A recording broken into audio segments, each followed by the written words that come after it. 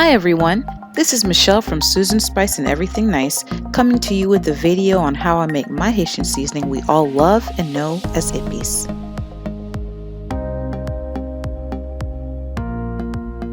Now let's go over our ingredients. Here we've got some shallots, onions, scallions, oil, bell peppers, for which I'll be using green and red, tons of fresh garlic. Last but not least, we've got some parsley.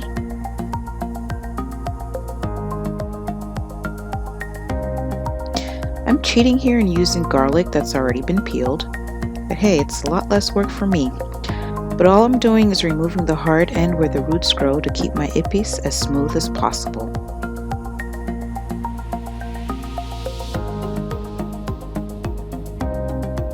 So I've transferred them to my blender, and now I'm ready for the next vegetable, or bell peppers.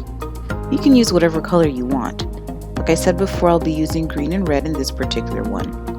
In my yellow epis with turmeric, I like using yellow or orange bell peppers, and that recipe is also on my website.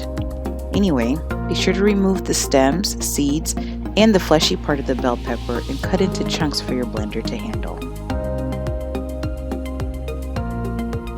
Next, we have our parsley. This is what gives epis its robustly green color. You can use a lot or you can use a little. It's really all up to you. But because I'm making a small batch, I'm only going to use a portion of this. After you've given this a good rinse and removed as much water as possible, remove the thick stems by either cutting or snipping them off by hand.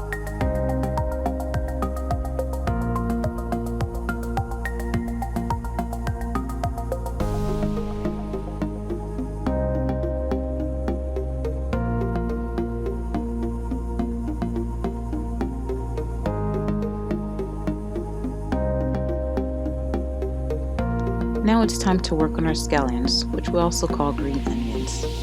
This is a necessary ingredient as a lot of the flavor comes directly from this. After rinsing and drying these off, remove the roots, clean off the base, and basically cut it up into pieces for your blender.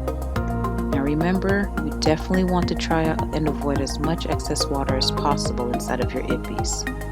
The cool thing about the roots of the scallions is that you can replant them and grow scallions at home just like that.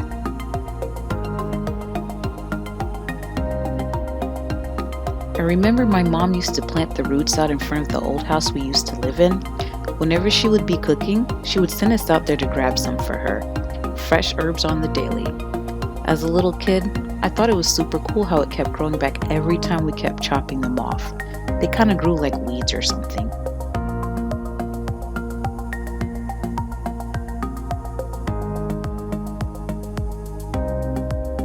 I like using both shallots and onions, but you can always make it your own and use either or. Remove the skins prior to adding to your blender. I personally try to avoid rinsing them to keep as much of its own onion juice as possible.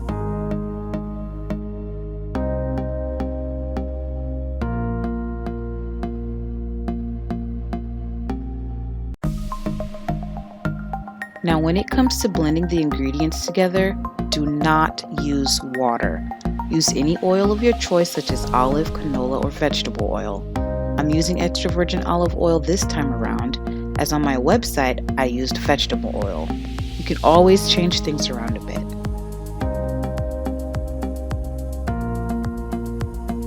Now I purposely used a NutriBullet to avoid making too much, but for some reason I always overdo it.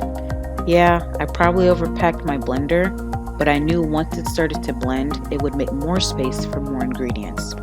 Guys, please follow your manufacturer's guidelines on your blender. I am not responsible for messing up your stuff.